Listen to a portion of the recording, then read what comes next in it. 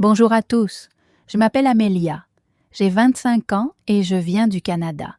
Mais il y a 5 mois, je n'étais pas capable de dire une seule phrase complète en français, même pas « Comment ça va ?» Sans trop réfléchir, j'étais complètement perdue. Aujourd'hui, je veux vous raconter comment j'ai appris le français en seulement 5 mois, sans cours coûteux, sans aller dans un pays francophone et sans perdre mon temps avec des méthodes inutiles. Mais ce n'est pas seulement mon histoire, c'est aussi la vôtre. Si vous vous êtes déjà senti frustré, bloqué ou gêné à cause de votre français, continuez à regarder, parce que j'étais exactement à votre place. Et je vous promets que si vous écoutez tout mon parcours, étape par étape, vous saurez exactement comment améliorer votre français. Alors, retournons au début, car mon parcours n'a pas commencé avec de la motivation. Il a commencé par un grand échec qui a changé ma vie. Le moment qui a tout changé. J'ai toujours voulu travailler pour une entreprise internationale. Mon emploi de rêve était d'être ingénieur en logiciel dans une grande entreprise technologique.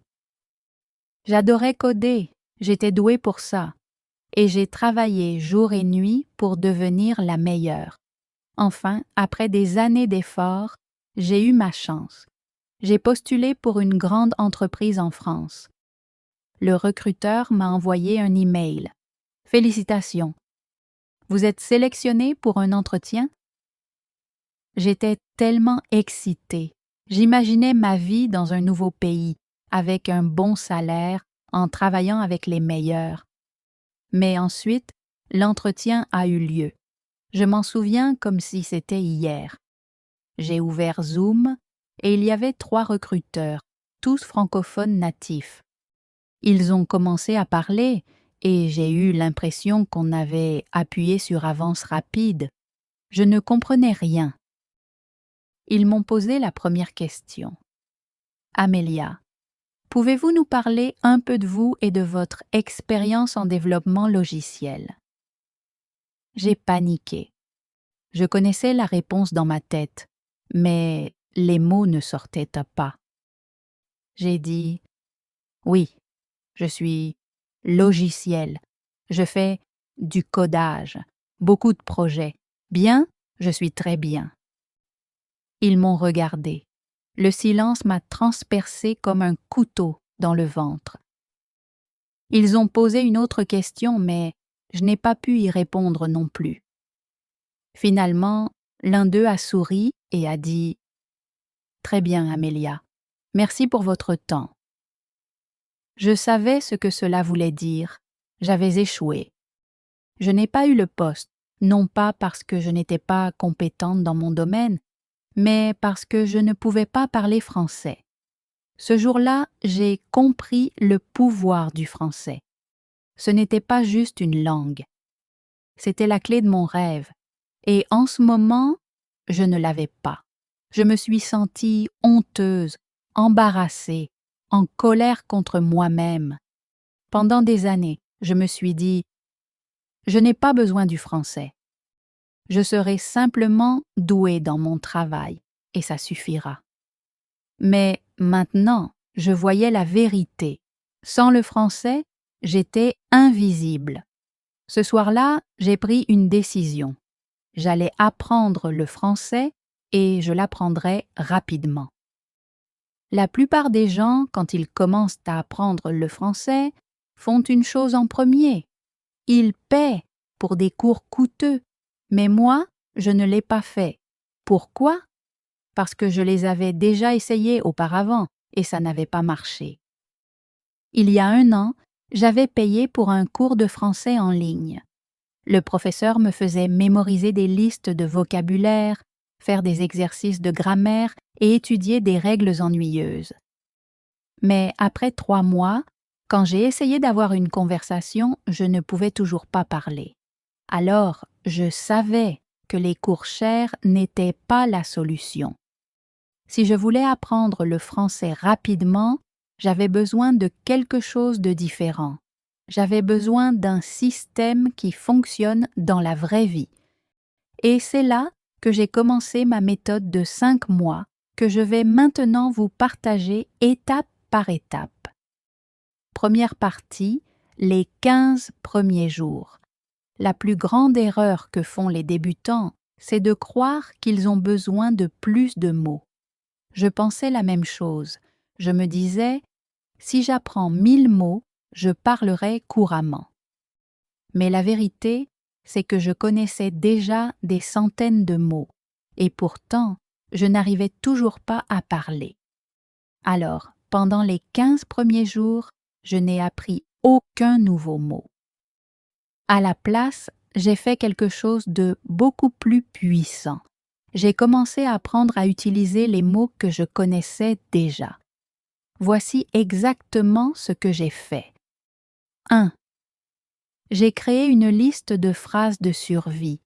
Je me suis assise et j'ai réfléchi. Qu'est-ce que j'ai vraiment besoin de dire chaque jour? J'ai écrit 50 phrases simples que j'utilisais dans la vie réelle. Par exemple, « Bonjour, comment ça va? Pouvez-vous répéter? Je ne comprends pas. J'apprends le français. J'ai besoin d'un café, s'il vous plaît. » Chaque matin, je lisais ces 50 phrases à voix haute. Pas une fois, ni deux, 10 fois. Au début, ma langue était lente, mais après 5 jours, ces phrases sont devenues automatiques. 2. J'ai commencé à parler toute seule en français, tous les jours. C'est l'une des choses les plus puissantes que j'ai faites. Chaque fois que j'étais seule, je parlais français avec moi-même. Par exemple, sous la douche, je disais « Je prends une douche, l'eau est chaude, je me sens détendue. » Quand je préparais le petit déjeuner, je fais des œufs. J'aime les œufs, ils sont faciles à cuisiner. Au début, je me sentais ridicule. Mais ensuite, j'ai compris que c'était ma salle de classe privée. Personne ne m'écoutait, personne ne me jugeait. Et en une semaine, mon cerveau a commencé à penser en français. 3. Je pratiquais 5 phrases par jour, mais avec une particularité. Chaque jour, je choisissais 5 phrases de films ou de conversations réelles. Mais je ne me contentais pas de les lire. Je les copiais exactement. Je les répétais 10 fois avec la même émotion, la même vitesse et la même prononciation que le locuteur natif. Ça m'a aidé à corriger mon accent et à sonner naturel. À la fin des 15 premiers jours, quelque chose avait changé. J'ai arrêté de traduire dans ma tête. Je pouvais dire des phrases de base sans réfléchir. Je me sentais plus confiante, mais ce n'était que le début. Car après 15 jours, j'ai commencé la vraie pratique. Deuxième partie, la vraie pratique commence. Après 15 jours à corriger ma plus grosse erreur, j'étais enfin prête à passer à l'étape suivante. Je pouvais dire des phrases de base sans réfléchir et je me sentais plus confiante. Mais je savais que ce n'était pas suffisant. Je ne voulais pas juste dire des phrases courtes. Je voulais avoir de vraies conversations. Je voulais comprendre les locuteurs natifs sans traduire dans ma tête. Je voulais parler couramment. Alors, j'ai créé un nouveau plan. Ce plan allait tout changer. Et si vous le suivez, vous progresserez plus vite que vous ne l'auriez jamais imaginé. J'ai compris quelque chose d'important. Quand j'essayais de parler français, mon cerveau était lent. Je connaissais des mots, mais je n'arrivais pas à les assembler rapidement. J'avais besoin d'une méthode pour rendre la parole plus naturelle. J'ai commencé à utiliser une méthode que j'appelle maintenant la méthode question-réponse. Cette méthode est simple mais puissante. Voici comment elle fonctionne. 1. Je me posais une question simple en français. 2. Je répondais immédiatement sans trop réfléchir. 3. Je recommençais avec des réponses différentes. Par exemple, j'ai commencé avec une question facile. Qu'est-ce que tu as fait aujourd'hui? Au début, ma réponse était courte. J'ai travaillé. Mais je me suis forcée à dire plus. J'ai travaillé sur mon projet. J'ai travaillé sur mon projet pendant 3 heures. J'ai travaillé sur mon projet pendant 3 heures. Puis, j'ai fait une pause. J'ai travaillé sur mon projet pendant 3 heures. Puis, j'ai fait une pause et j'ai bu un café. À chaque réponse, j'ajoutais plus de détails. Cela entraînait mon cerveau à penser en français et à parler sans hésitation. Un autre exemple. Question. Qu'est-ce que tu as mangé au petit déjeuner? Première réponse. J'ai mangé des œufs. Puis, j'ai mangé des œufs et du pain grillé. J'ai mangé des œufs, du pain grillé et une banane. J'ai mangé des œufs, du pain grillé et une banane parce que j'avais très faim. J'ai mangé des œufs, du pain grillé et une banane parce que j'avais très faim et j'adore prendre un gros petit déjeuner. Je faisais cet exercice tous les jours, pendant au moins 30 minutes. Ma vitesse de parole s'est énormément améliorée. Mes phrases sont devenues plus longues et j'ai arrêté de traduire dans ma tête. L'un de mes plus gros problèmes, c'était la prononciation. Même quand je parlais français, j'avais encore l'air d'une étrangère. Les locuteurs natifs me comprenaient, mais mon accent était fort. Alors, j'ai utilisé la technique de l'écho. C'est la meilleure façon d'améliorer sa prononciation sans professeur. Voici comment ça fonctionne. 1. J'écoute un locuteur natif dans un film, sur YouTube ou dans un podcast. 2. Je mets l'audio en pause après chaque phrase. 3. Je répète la phrase exactement de la même façon, même vitesse, même ton, même émotion. Par exemple, j'ai pris un court extrait d'un film. Le personnage disait « Je ne sais pas de quoi tu parles ». Je mettais en pause et je répétais « Je ne sais pas de quoi tu parles ». Au début, c'était difficile. Mais après l'avoir répété 10 fois, ma voix commençait à ressembler à celle du locuteur natif. Un autre exemple, cette fois depuis un podcast. Il faisait beau, alors j'ai décidé d'aller me promener. Je mettais en pause et je répétais « Il faisait beau, alors j'ai décidé d'aller me promener ». Je faisais cela tous les jours pendant 30 minutes. Après un mois, ma prononciation s'était tellement améliorée que même les locuteurs natifs me disaient « Waouh, ton français sonne vraiment naturel ». Je savais que le vocabulaire était important, mais je savais aussi que mémoriser des listes de mots ne fonctionne pas. Alors, j'avais besoin d'une meilleure méthode. J'ai utilisé la méthode des histoires. Voici comment elle fonctionne. 1. Je prenais 5 nouveaux mots chaque jour. 2. Je créais une petite histoire en utilisant ces 5 mots. 3. Je lisais l'histoire à voix haute 10 fois. 4. J'utilisais ces mots dans mes conversations réelles. Exemple, mot nouveau, excité est, invitation, fête, arrivée, surprise. Mon histoire, j'étais très excitée parce que j'ai reçu une invitation pour une grande fête. Quand je suis arrivée à la fête, j'ai eu une énorme surprise. C'était ma fête d'anniversaire. Je faisais cela tous les jours. Après 3 mois, j'avais appris plus de 1000 mots nouveaux sans rien mémoriser. Un des plus grands problèmes des apprenants, c'est qu'ils pensent d'abord dans leur langue maternelle, puis traduisent en français. Cela rend la parole lente et peu naturelle. Alors, J'ai entraîné mon cerveau à penser en français. Voici comment. 1. Je décrivais tout ce qui m'entourait en français. Exemple. Quand je marchais dehors, je disais dans ma tête « Le ciel est bleu. Il fait chaud. Je vois des gens qui marchent. Cet homme porte une chemise rouge. » 2. Je me posais des questions et j'y répondais en français. Exemple. Qu'est-ce que je fais en ce moment? Je suis assise sur une chaise, je bois un café et j'écris dans mon carnet. 3. J'écrivais mon journal intime en français. Chaque soir, j'écrivais ma journée en français.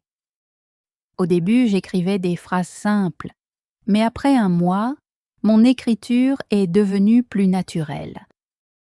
Après quelques semaines, j'ai remarqué quelque chose d'incroyable. Je ne traduisais plus. Les mots en français venaient naturellement dans mon esprit. L'une des choses que j'ai faites était simple mais puissante.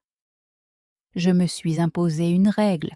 Chaque jour, je devais parler en français pendant au moins 2 heures. Pas d'excuses. Si je n'avais personne à qui parler, je parlais toute seule. Si je n'avais pas le temps, je parlais pendant mes activités quotidiennes, en cuisinant, en nettoyant, en marchant. Si je me sentais paresseuse, je me rappelais « Le français, c'est mon avenir. Je ne peux pas abandonner. » Partie 3. Ma percée finale. Maintenant que j'avais pris l'habitude d'écouter et de répéter, je voulais aller encore plus loin. Mais j'ai aussi compris quelque chose de très important. Écouter et parler ne suffisent pas si je ne comprends pas correctement la grammaire et la structure du français. Je ne voulais pas faire d'erreurs qui pouvaient créer de la confusion et je voulais absolument paraître plus naturel. J'ai commencé à observer comment les locuteurs natifs construisaient leurs phrases. Chaque fois que j'entendais une phrase, je ne faisais pas que la répéter. Je me demandais pourquoi cette phrase est-elle construite comme ça. Par exemple, j'ai entendu des gens dire « J'apprends le français depuis 5 mois ». Mais à l'école, j'avais appris « Je suis en train d'apprendre le français depuis 5 mois ». C'était ma première grande prise de conscience. Le français qu'on apprend à l'école est souvent différent du français que les gens parlent vraiment. Alors j'ai commencé à faire des recherches sur ces différences. J'ai appris à utiliser les temps dans la vie réelle. Quand est-ce que les gens utilisent le présent parfait? Pourquoi disent-ils « j'apprends le français depuis » au lieu de « je suis en train d'apprendre » ? J'ai découvert que ces petits détails faisaient une énorme différence pour paraître naturel. J'ai noté des structures de phrases courantes et j'ai essayé de les utiliser dans ma pratique quotidienne. L'un de mes plus grands défis, c'était les prépositions. Dans le bus, mais dans la voiture, pourquoi? La nuit, mais le matin, pourquoi? Je gardais un petit carnet et j'y notais les prépositions confuses avec des exemples. Dès que j'avais un doute, je cherchais une réponse en ligne ou j'écoutais comment les natifs les utilisaient. Pour aller plus loin, j'ai commencé à écrire un journal en français tous les soirs. Au début, mon écriture était très simple. Aujourd'hui, je suis allée au travail. J'étais fatiguée. J'ai mangé une pizza, c'était bon. Mais je voulais m'améliorer. Alors je me suis demandé comment les natifs écrivent-ils. J'ai lu des blogs, des livres, des articles de presse et j'ai observé comment ils construisaient leurs phrases. Ensuite, j'ai essayé de copier ce style dans mon journal. Une chose qui a vraiment accéléré mon apprentissage, c'est l'imitation active. Je trouvais des vidéos de locuteurs natifs, je mettais mes écouteurs et je répétais chaque mot tout de suite après eux en imitant leur vitesse et leur prononciation. Je faisais cela pendant au moins 20 minutes par jour. En quelques semaines seulement, ma prononciation s'est énormément améliorée. Une autre astuce qui m'a aidée, c'était de regarder des films français avec des sous-titres. Mais au lieu de regarder passivement, je mettais la vidéo en pause après chaque phrase et je la répétais. Je me concentrais sur la prononciation, le ton et le rythme. Petit à petit, mon français a commencé à sonner plus naturel. À ce stade, j'ai compris quelque chose de très important. Le français, ce n'est pas seulement des mots et de la grammaire, c'est aussi une question de confiance en soi. Beaucoup de gens connaissent le français, mais ont trop peur de parler. J'ai pris une décision, je n'aurai plus peur de faire des erreurs. J'ai commencé à parler en français chaque fois que j'en avais l'occasion.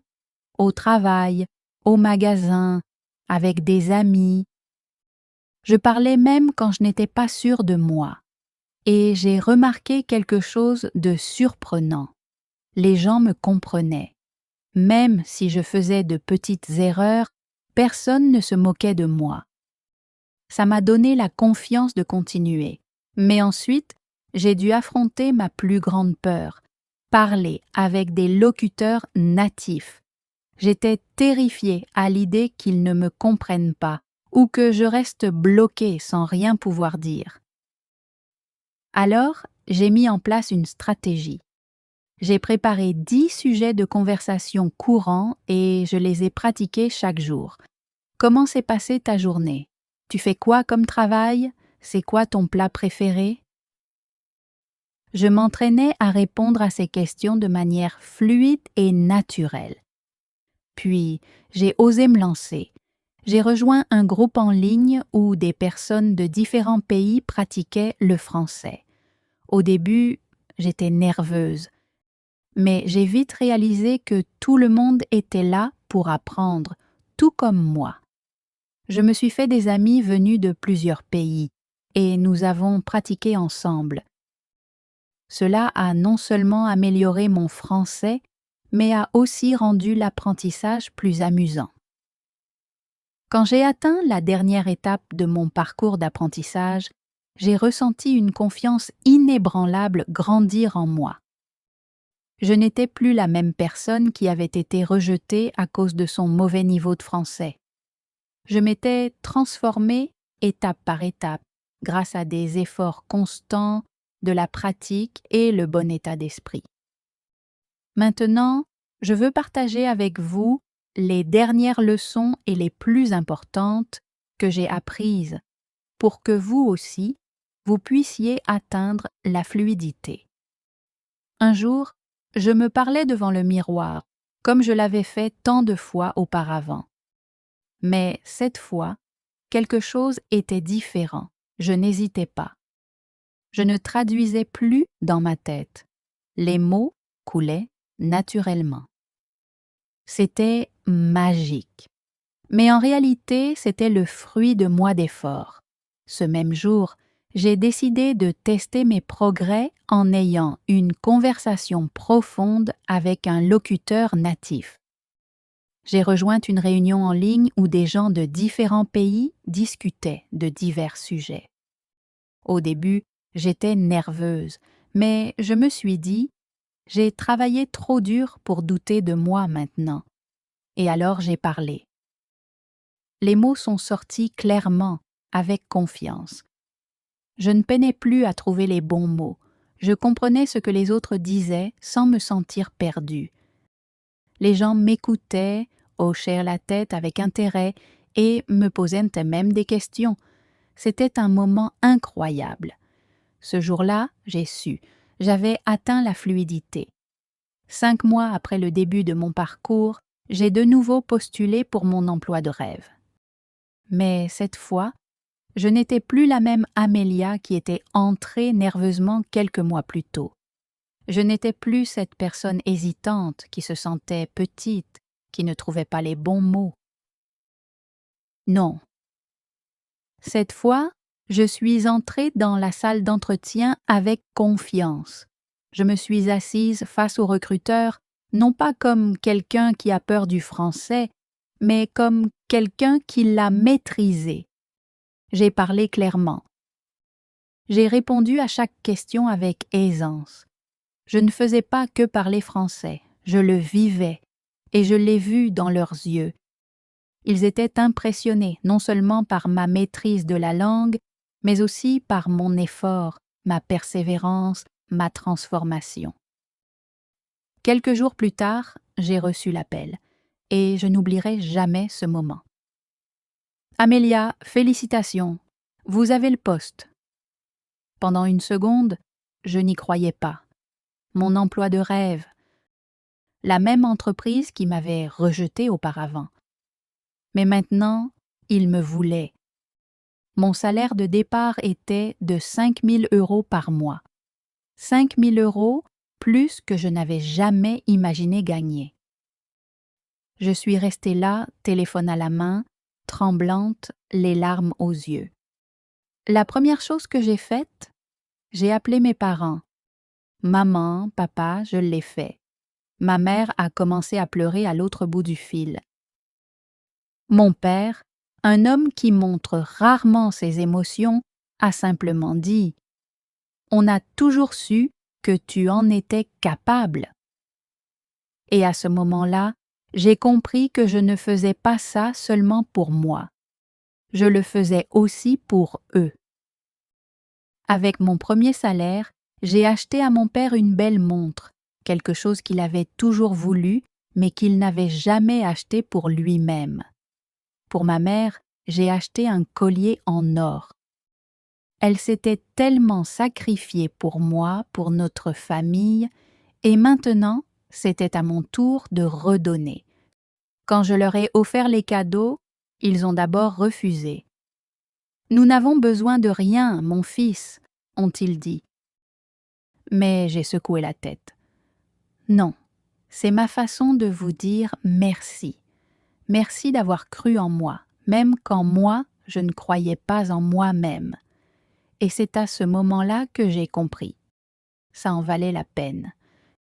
Chaque épreuve, chaque nuit blanche, chaque moment de frustration, chaque fois où j'ai voulu abandonner, tout en valait la peine. Les leçons clés de mon parcours. Maintenant, laissez-moi partager les choses les plus importantes que j'ai apprises dans mon parcours, celles qui m'ont permis de devenir fluente en français en seulement quelques mois. 1. L'état d'esprit est la clé. La plupart des gens échouent à apprendre le français parce qu'ils croient qu'ils ne peuvent pas. Moi aussi, je pensais comme ça. Mais le jour où j'ai changé mon état d'esprit, tout a changé. Je me suis dit, le français n'est pas difficile, je peux l'apprendre comme n'importe quelle autre compétence.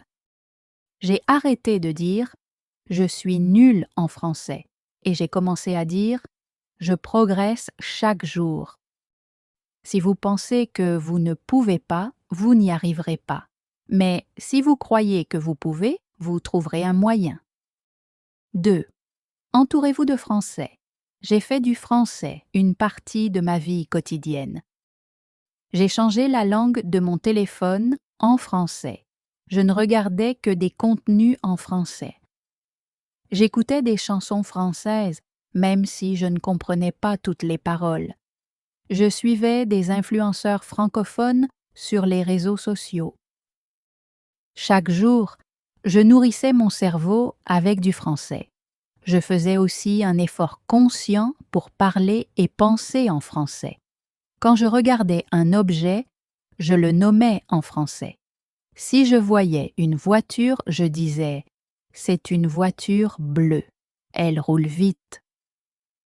Ces petites choses m'ont aidé à construire mon vocabulaire naturellement. 3. Parler sans avoir peur. Beaucoup de gens ont peur de faire des erreurs, mais les erreurs font partie de l'apprentissage. Moi aussi, j'avais peur de parler. Mais un jour, j'ai compris.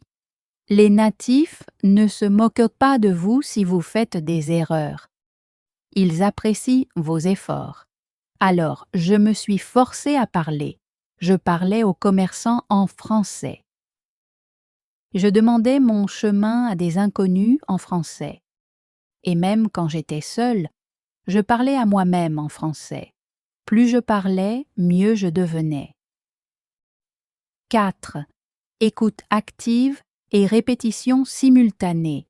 Écouter est tout aussi important que parler. J'ai entraîné mes oreilles à comprendre le français parlé en écoutant des podcasts, des livres audio et des conversations en français. Mais je n'écoutais pas passivement. Je pratiquais la répétition simultanée. Cela consiste à écouter une phrase et à la répéter immédiatement en imitant la prononciation et le rythme. Cela m'a énormément aidé à améliorer mon accent et ma fluidité. 5. Élargir mon vocabulaire intelligemment. Au début, j'essayais de mémoriser de longues listes de mots, mais j'ai vite compris que ça ne servait à rien. À la place, j'ai appris les mots dans leur contexte. Je me concentrais sur des expressions plutôt que des mots seuls. Par exemple, au lieu de mémoriser seulement le mot heureux, j'apprenais des phrases comme « Je me sens tellement heureux aujourd'hui » ou « Ce film m'a rendu vraiment heureux ». Apprendre dans le contexte m'a permis de mieux retenir et d'utiliser les mots naturellement. 6. La grammaire sans les livres. Je ne passais pas des heures à étudier des livres de grammaire. J'apprenais la grammaire de façon naturelle, en écoutant et en parlant. Quand je faisais une erreur, je la notais et je me corrigeais. Par exemple, je disais « Il va à l'école ». Mais quand on m'a corrigé, j'ai compris la bonne phrase.